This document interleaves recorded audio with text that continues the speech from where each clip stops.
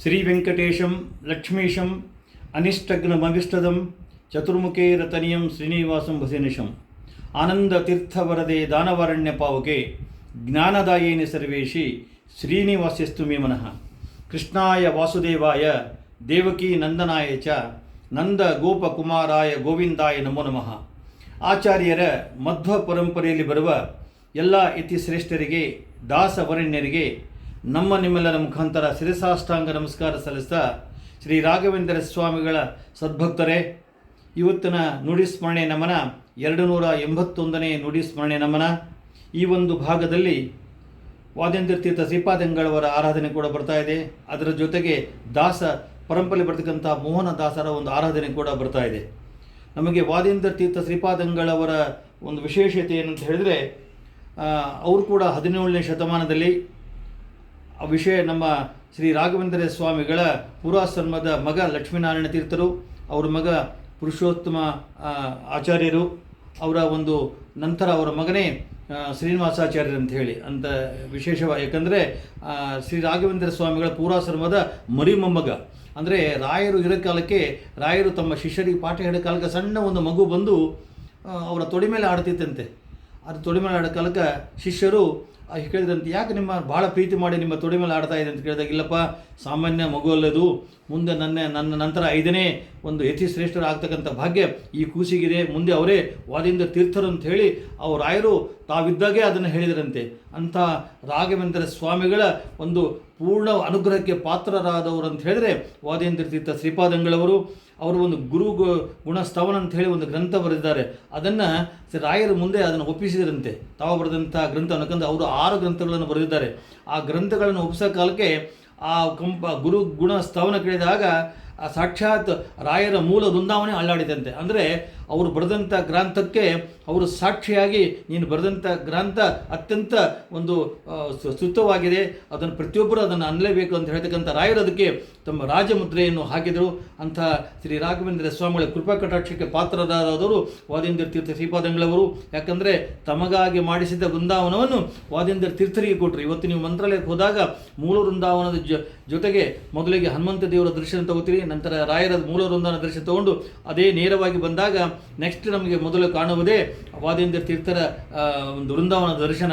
ನಾವು ಅಲ್ಲಿ ಏನೇ ಪ್ರದಕ್ಷಿಣೆ ಮಾಡಿದರೂ ಕೂಡ, ಅಲ್ಲಿ ಸೇವೆ ಮಾಡಿದರೂ ಕೂಡ ಅದನ್ನು ಫಸ್ಟು ನಾವು ವಾದೇಂದ್ರ ತೀರ್ಥರಿಗೆ ಒಪ್ಪಿಸಬೇಕಂತೆ. ಆವಾಗ ವಾದೇಂದ್ರ ನಾವು ನೇರವಾಗಿ ರಾಯರಿಗೆ ಅರ್ಪಣೆ ಮಾಡಲಿಕ್ಕೆ ಬರುವುದಿಲ್ಲ. ನೆಕ್ಸ್ಟ್ ವಾದೇಂದ್ರ ತೀರ್ಥರು ನಮ್ಮ ಸೇವೆಯ ಒಂದು ನಿಷ್ಠೆ ನೋಡಿ ಅವರು ರಾಘವೇಂದ್ರ ಸ್ವಾಮಿಗಳಿಗೆ ರೆಕಮೆಂಡ್ ಮಾಡ್ತಾರಂತೆ. ಈ ಬಂದಿರಂಥ ಭಕ್ತ ಯೋಗ್ಯ ಭಕ್ತ ಇದ್ದಾನೆ, ಅವನು ಅನುಗ್ರಹ ಮಾಡು ಅಂತ ಹೇಳಿ ವಾದೇಂದ್ರ ತೀರ್ಥರು ಯಾವಾಗ ಅವರಿಗೆ ರಾಯರು ಹೇಳ್ತಾರೋ ರಾಯರು ನಮಗೆ ಅನುಗ್ರಹ ಮಾಡ್ತಾರೆ. ಅಂಥ ಒಂದು ಪದ್ಧತಿ ಇವತ್ತಿಗೂ ಮಂತ್ರಾಲಯದಲ್ಲಿದೆ. ಅಂಥ ವಾದೇಂದ್ರ ತೀರ್ಥ ಶ್ರೀಪಾದಂಗಳವರ ಸ್ಮರಣೆಯನ್ನು ನಾವು ನೀವೆಲ್ಲರೂ ಮಾಡೋಣ ಅಂತ ಹೇಳ್ತಾ, ಅದರ ಜೊತೆಗೆ ದಾಸ ಶ್ರೇಷ್ಠರು ಅಂತ ಹೇಳಿದರೆ ಇವತ್ತು ಒಂದು ಘಟ್ಟದಲ್ಲಿ ನೇರವಾಗಿ ವ್ಯಾಸರಾಯರ ಶಿಷ್ಯರು ಪುರಂದಾಸರು ಕನಕದಾಸರು ಎಲ್ಲರೂ ಆದ ನಂತರ ಸಾಧಾರಣ ಒಂದು 150-200 ವರ್ಷ ಗ್ಯಾಪ್ ಆಯಿತು. ಆದ ನಂತರ ಬಂದ ಮಹಾನುಭಾವರೇ ನಮ್ಮ ವಿಜಯದಾಸರು, ದಾಸಶ್ರೇಷ್ಠ ವಿಜಯದಾಸರು, ದಾಸವರಣ್ಯರು ಅಂತ ಕರೀತಾರೆ, ಸುಳಾದಿ ದಾಸರು ಅಂತ ಹೇಳಿ ವಿಜಯದಾಸರನ್ನು ಕರೀತಾರೆ. ಅವರ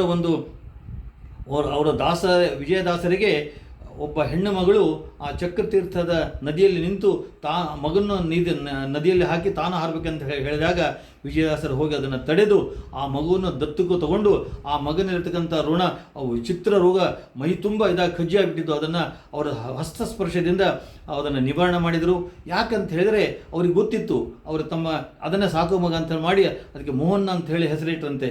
ಆ ಮೋಹನ್ ಅಂತ ಇಟ್ಟ ಮೇಲೆ, ಯಾಕಂತ ಹೇಳಿದರೆ ಮೋಹನದಾಸರ ಒಂದು ಇತಿಹಾಸ ನಾವು ನೋಡಿದಾಗ ಆನೆಗೊಂದಿಯಲ್ಲಿ ಹತ್ತಿರ್ತಕ್ಕಂಥ ಭೀಮಪ್ಪ ನಾಯಕ್ ಅಂತ ಹೇಳಿ ಒಂದು ಸ್ವರ್ಣ ವ್ಯಾಪಾರಿ, ಕೆಲವೊಂದು ದಾಯದಿಗಳ ಜಗಳದಿಂದ ಅವರು ಭೀಮಪ್ಪ ನಾಯಕ ತೀರ್ಕೊಂಡ ಮೇಲೆ ಆವಾಗ ಹೆಂಡತಿ ಗರ್ಭಿಣಿದ್ಲು. ಎಲ್ಲಿ ಆಸ್ತಿಯಲ್ಲಿ ಭಾಗ ಹೋಗ್ತದೆ ಅಂತ ಒಂದು ಆತಂಕದಿಂದ ಆ ದಾಯದಿಗಳನ್ನ ಹೊರಹಾಕಿದಾಗ ಎಲ್ಲೆಲ್ಲಿ ವಿಜಯದಾಸರು ಒಂದು ಸತ್ಕಾರ್ಯ ಮಾಡ್ತಾ ಅವರಿಂದೇ ಇರಬೇಕು. ಕೊನೆಗೆ ಜೀವನ ಬೇಸರ ಆಯಿತು. ಯಾಕಂದರೆ ಕೂಸಿನ ಸಂಬಂಧ ಎಲ್ಲರೂ ಆಕಿನ ದೂರ ಇಟ್ಟಿದ್ದರು. ಅಂಥ ಇನ್ನೇನು ನನ್ನ ಜೀವನ ವ್ಯರ್ಥ ಆಯ್ತು ಅಂತ ಹೇಳಿದಾಗ ವಿಜಯದಾಸರು ಕೇವಲ ಆ ಕೂಸಿನ ಒಂದೇ ದತ್ತು ತಗೊಳ್ಳಿಲ್ಲ, ಜೊತೆಗೆ ಆ ಕೂಸಿನ ತಾಯಿಯನ್ನು ಕೂಡ ತಂಗಿ ಅಂತ ಹೇಳಿ ಸ್ವೀಕಾರ ಮಾಡಿದರು. ಅವಳು ನಮಗೆ ಹೇಳಿದರು, ಇದನ್ನು ಈಕೆ ನನ್ನ ನನ್ನ ತಂಗಿ ಅಂತ ಹೇಳಿ ಸ್ವೀಕಾರ ಮಾಡಿ ಆಕೆ ಆರೈಕೆ ಮಾಡು ಅಂತ ಹೇಳಿದರು. ಅದೇ ರೀತಿಯಲ್ಲಿ ವಿಜಯದಾಸರ ಮಗ ಶೇಷಗಿರಿದಾಸರು ಯಾವ ರೀತಿ ಶೇಷಗಿರಿದಾಸರಿಗೆ ಮೋಹನ್ ದಾಸರಿಗೆ 2 ವರ್ಷ ಅಂತರ ಇದೆ. ಅವರ ಒಂದು ಜೊತೆಗೆ ಬೆಳೆದವರು ಅಂತ ಹೇಳಿದರೆ ಮೋಹನ ದಾಸರು ಅವರು ಒಂದು ವಯಸ್ಸಿಗೆ ಬಂದಾಗ ಅವರಿಗೆ ಅಂಕಿತ ಉಪದೇಶ ಮಾಡಬೇಕಾಯಿತು. ಅಂಕಿತ ಉಪದೇಶ ಎಲ್ಲಿ ಮಾಡಬೇಕಂತ ಹೇಳಿದ್ರೆ ಅವರನ್ನು ನವವೃಂದಾವನಕ್ಕೆ ಕರ್ಕೊಂಬಂದ್ರಂತೆ ವಿಜಯದಾಸರು. ನವವೃಂದಾವನಕ್ಕೆ ಕರ್ಕೊಂಬಂದು ವ್ಯಾಸರಾಯರ ವೃಂದಾವನ ಎದುರಿಗೆ ನಿಂತಾಗ ವ್ಯಾಸರಾಯರೇ ಒಂದು ಜ್ಯೋತಿಯಿಂದ ಬಂದು ಹೇಳಿದ್ರಂತೆ, ನೀ ಕರ್ಕೊಂಡು ಬಂದಿರ್ತಕ್ಕಂಥ ಈ ನಿಮ್ಮ ದತ್ತು ಪುತ್ರ ಮೋಹನಿಗೆ ಸಕಾಲ ಬಂದಿದೆ, ಅವನಿಗೆ ಅಂಕಿತ ಕೊಡು ಅಂತ ಹೇಳಿದಾಗ ಅಲ್ಲೇ ಇರ್ತಕ್ಕಂಥ ವ್ಯಾಸರಾಯರು ತಪಸ್ಸು ಮಾಡಿದ ಒಂದು ಗುಹೆ ನೀವು ನವವೃಂದಾವನಕ್ಕೆ ಹೋದಾಗ ನೋಡ್ತೀರಿ. ಆ ಗುಹೆಯಲ್ಲಿ ಸಾಕ್ಷಾತ್ ವಿಜಯದಾಸರು ಅವರಿಗೆ ಮೋಹನ ವಿಠ್ಠಲ ಅಂಥೇಳಿ ಅಂಕಿತ ಕೊಟ್ಟರು. ಮೋಹನ ವಿಠ್ಠಲ ಅಂಥೇಳಿ ಸಾಕಷ್ಟು ಹಾಡುಗಳನ್ನು ಮಾಡಿದರು. ಮೋಹನದಾಸರ ಹೆಂಡತಿ ಹೆಸರು ಸೀತಮ್ಮ ಅಂಥೇಳಿ, ಅವರ ಮಗ ವೆಂಕೋಬದಾಸರು. ಅವರ ಪರಂಪರೆ ಇವತ್ತಿಗೂ ವಿಜಯದಾಸರ ಒಂದು ಪರಂಪರೆ ಅಂತ ಹೇಳಿದ್ರೆ ದತ್ತುಪುತ್ರನಿಂದ ಇವತ್ತಿಗೂ ಚಿಪ್ಪಿಗೆರೆಯಲ್ಲಿ ಬೆಳೀತಾನೇ ಇದೆ. ಇವತ್ತಿಗೂ ನಾವು 2 ವಿಜಯದಾಸರ ಆರಾಧನೆ, ಒಂದು ಹುಟ್ಟಿದ ಊರು ಚೀಕಲಪರಿಯಲ್ಲಿ ವೈಭವದಿಂದ ನಡೆದರೆ, ದಾಸರ ಮನೆಯಲ್ಲಿ ಕೂಡ ವಿಜಯದಾಸರ ವಂಶಸ್ಥರಾಗಿದ್ದ ನಮ್ಮ ಚಿಕ್ಕಲಪುರಿ ಜಗನ್ನಾಥದಾಸರ ಮನೆಯಲ್ಲಿ ಕೂಡ ವೈಭವದಿಂದ ವಿಜಯದಾಸರ ಆರಾಧನೆ ಮಾಡ್ತಾ ಇದ್ದಾರೆ. ಈ ಭಾಗದಲ್ಲಿ ಬಂದಾಗ ಚಿಪ್ಪಗಿರಿಯಲ್ಲಿ ಕೂಡ ವಿಜಯದಾಸರ ಕಟ್ಟೆ ಇದೆ, ಅದರ ಜೊತೆಗೆ ಮೋಹನದಾಸರ ಕಟ್ಟೆ ಕೂಡ ಇದೆ. ಅಲ್ಲಿ ಕೂಡ ಮೋಹನದಾಸರ ಆರಾಧನೆ ಬಹಳ ವಿಜೃಂಭಣೆಯಿಂದ ಮಾಡ್ತಾರೆ.